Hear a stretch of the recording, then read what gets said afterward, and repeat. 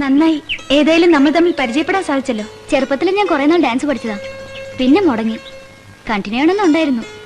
ഹോസ്റ്റലിൽ നിന്ന് പഠിക്കാൻ തുടങ്ങി, ഫ്രണ്ട്സും കമ്പനിയൊക്കെ ആയപ്പോ പിന്നെ സമയം കിട്ടിയില്ല. ഞാൻ ഇവിടെ ചേർന്നിട്ട് 1 വർഷമേ ആയിട്ടുള്ളൂ. ഞങ്ങൾ കോട്ടയത്തായിരുന്നു. എന്റെ മമ്മിക്ക് ഡാൻസ് കുറച്ചൊക്കെ അറിയാം. മമ്മി എന്നെ സ്റ്റെപ്പൊക്കെ പഠിപ്പിച്ചത്. ഇവിടുത്തെ മിമിക്സ് ട്രൂപ്പിലുള്ളവരൊക്കെ മഹാഭക്ഷണന്മാരാണല്ലേ? അതെന്താ അങ്ങനെ ചോദിച്ചത്?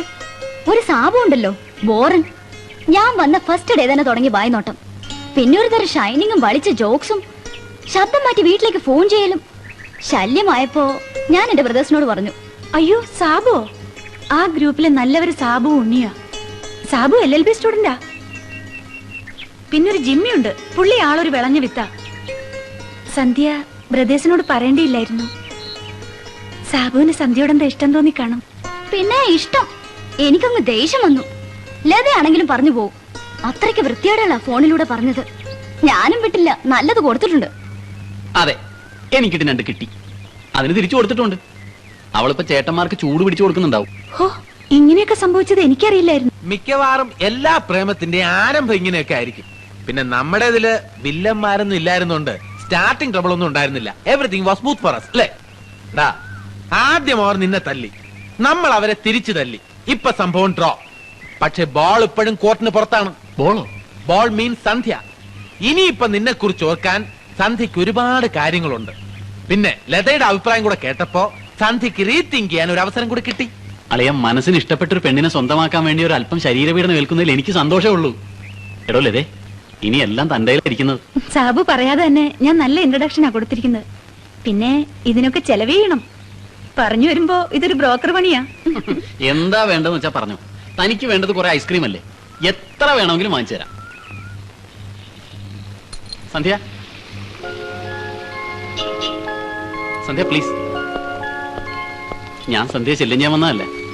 ഒരു വാക്ക്, അത് കേട്ടിട്ട് സന്ധ്യ പോയിക്കോളൂ. പെട്ടെന്നുണ്ടായ ഇമോഷണലി ഞാൻ ഫോണിലൂടെ എന്തൊക്കെയോ വിളിച്ചു പറഞ്ഞു. ഒരു പെൺകുട്ടിയോട് ഒരിക്കലും പറയാൻ പാടില്ലാത്തതാണ്. തെറ്റാണ് ചെയ്തതെന്നറിയാം. പക്ഷേ സന്ധ്യ കണ്ടപ്പോ മറ്റൊരു പെൺകുട്ടിയോട് തോന്നാത്തൊരു കൗതുകം, അതിൽ നിന്നുണ്ടായൊരു താല്പര്യം. എല്ലാവരും ആവേശമായിരുന്നു. ഇപ്പൊ ഓർക്കുമ്പോ കുറ്റബോധം തോന്നുന്നു.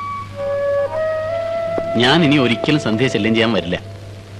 കഴിഞ്ഞതൊക്കെ മറക്കണം. വരട്ടെ. ബൈ ദ ബൈ, ചേട്ടന്മാരുടെ തല്ലുഭയെന്നാണ് ഈ പിന്മാറ്റമെന്ന് കരുതണ്ട. സ്നേഹം എന്നൊക്കെ പറയുന്നത് ഒരിക്കലും പിടിച്ചു വാങ്ങാൻ പറ്റുന്ന ഒന്നല്ലല്ലോ.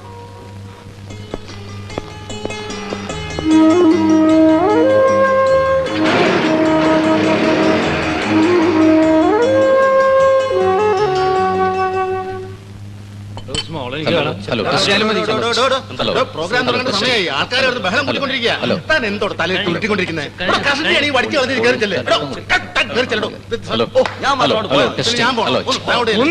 താൻ വലിയ വർത്താനം പറയണ്ട. മൈക്ക് വെച്ചാൽ അവിടെ നേരെ എടുത്ത് പോയി. മതി മതി മതി, ഇനി ഒരുത്തണ്ടായിരുന്നില്ല, അവൻ അവിടെ പോയി. തന്നോട് വെള്ളം അടിച്ച് സ്റ്റേജിൽ കയറുന്നത് ഞാൻ പല പ്രാവശ്യം പറഞ്ഞിട്ടില്ലേ? ആശാനെ സ്വല്പം അടിച്ചിട്ട് കയറിയ പെർഫോമൻസ് നന്നാവും. താൻ ചങ്ങനാശ്ശേരി പ്രോഗ്രാമിൽ വെള്ളം സ്റ്റേജിൽ കയറിയിട്ട് തന്റെ പെർഫോമൻസ് ഞാൻ കണ്ടതാ. താൻ നശിപ്പിച്ച് കൊളമാക്കിയോ? അതെ, സ്റ്റേജിന്റെ മുമ്പേ കാണാൻ കൊള്ളാവുന്ന പെങ്കൊച്ചുങ്ങൾ വല്ലതും ഉണ്ടെങ്കിൽ എവ അവരെ നോക്കി വായം പൊളിച്ചിരിക്കും. മമ്മൂട്ടി അവനെ കൊണ്ട് വെള്ളം അടുപ്പിക്കരുത്. ഇയാള് വലിയ പുണ്യാണ്. അയ്യേ, ഇതെന്തൊരു വൃത്തികേടാ. അങ്ങനെ കളഞ്ഞാൻ പറ്റൂല, അകത്തോട്ട് കളയാം. ഈ കാലഘട്ടത്തിലെ ഏറ്റവും വലിയ കലാമാധ്യമമായ സിനിമ നമ്മളെ മാത്രമല്ല ദേവലോകത്തെ പോലും സ്വാധീനിച്ചു കഴിഞ്ഞു. വിശ്വാമിത്ര മഹർഷിയുടെ തപസ്സിളക്കാൻ ദേവേന്ദ്രൻ അപ്സരസുകളെ ഭൂമിയിലേക്ക് അയക്കുകയുണ്ടായല്ലോ. ആദ്യം അയച്ചത് മാദകമോഹിനിയായ ഉർവശിയായിരുന്നു.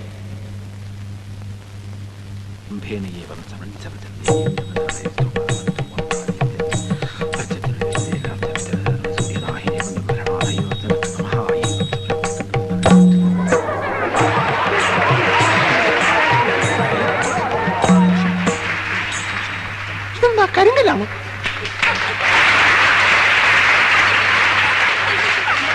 ദേവേന്ദ്രൻ രണ്ടാമതയച്ചത് വിശ്വസുന്ദരിയായ മേനകയാണ്.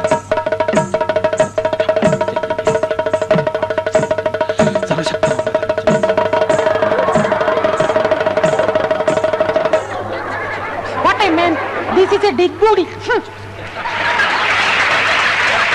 ഉർവശി വന്നിട്ടും മേനക വന്നിട്ടും വിശ്വാമിത്രന്റെ തപസ്സിളകിയില്ല. അവസാനം ഇന്ത്യൻ സിനിമയുടെ തന്നെ തപസ്സിളക്കിയ സാക്ഷാൽ സിൽക്ക് സ്മിതയെയാണ് ദേവേന്ദ്രൻ വിശ്വാമിത്രന്റെ തപസ്സിളക്കാൻ അയച്ചത്.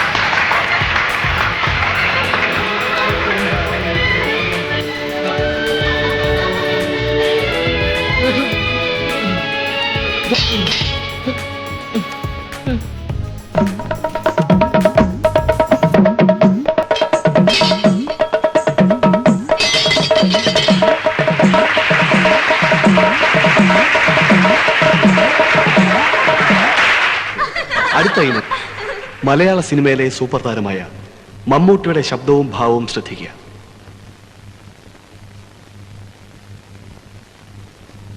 വേടനോട് തൊടുത്തു മരിച്ച അച്ഛൻ ആദ്യം എന്നെ തോൽപ്പിച്ചു. സ്നേഹം പങ്കുവെക്കുമ്പോ കൈവിറച്ചുപോയ ഗുരുവിനെ തോൽപ്പിച്ചു. പൊന്നിനും പണത്തിനുമൊപ്പം സ്നേഹം തൂക്കി നോക്കിയപ്പോ കാമുകി എന്നെ തോൽപ്പിച്ചു. തോൽവികൾ ഏറ്റുവാങ്ങാൻ ചന്തുവിന്റെ ജീവിതം ഇനിയും ബാക്കി. ഇരുമ്പാണി തട്ടി മുളയാണി വെച്ച് പൊൻകാരം കൊണ്ട് ചുരിക വിളയ്ക്കാൻ കൊല്ലന് 16 പൊൻപണം കൊടുത്തവൻ ചന്തു. മാറ്റച്ചുരിക ചോദിച്ചപ്പോ മറന്നുപോയി എന്ന് പറഞ്ഞവൻ ചന്തു. ഇനിയും എന്തൊക്കെയുണ്ട് പാണന് പാടി നടക്കാൻ നിങ്ങളുടെ നാട്ടിൽ? അംഗമെടുക്കും ആയുധബലവും കൊണ്ട് ചന്തുവിനെ തോൽപ്പിക്കാൻ ആണായി പിറന്നവരാരുമില്ല. മടങ്ങിപ്പോ മക്കളെ.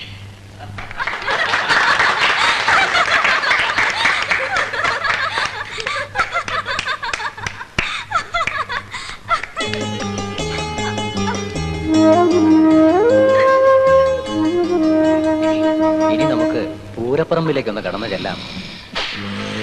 ട്രൂപ്പ് മാനേജർ ആരാ? കിടക്കണം. ഹലോ ഹലോ, ആരാ? ട്രൂപ്പ് മാനേജർ അല്ലേ? അതെ, എന്താ സംശയം? സംശയം വല്ലതും ഉണ്ടെങ്കിൽ ഈ ബാഗിലോട്ട് നോക്കിയാൽ. ഫെബ്രുവരി ഞങ്ങൾക്ക് ഒരു പരിപാടി ബുക്ക് ചെയ്യണം. ഫെബ്രുവരി ഭയങ്കര പ്രശ്നമാണ്. ഏതൊക്കെ ദിവസങ്ങളാണ്? ഫെബ്രുവരി അതായത് ജനുവരി 1, 2, 3, 4, 5 ഇല്ല. 6-ാം തീയതി ഇല്ല. പിന്നെ ആകെയുള്ളൊരു ദിവസം ഫെബ്രുവരി 29-ാം തീയതി കഴിഞ്ഞു. ഫെബ്രുവരി 29-ാം തീയതി ഇയാൾക്ക് കള്ള ഒരു വെളിവില്ല. നമുക്ക് അച്ഛനെ കാണാം. ഞാൻ പോടോ, അച്ഛനെ കാണോ ചെമ്മാച്ചനെ കാണോ, ഇവരില്ലെങ്കിൽ ചുമ്മാച്ചനെ കണ്ടോ, എനിക്കെന്താ പ്രശ്നം?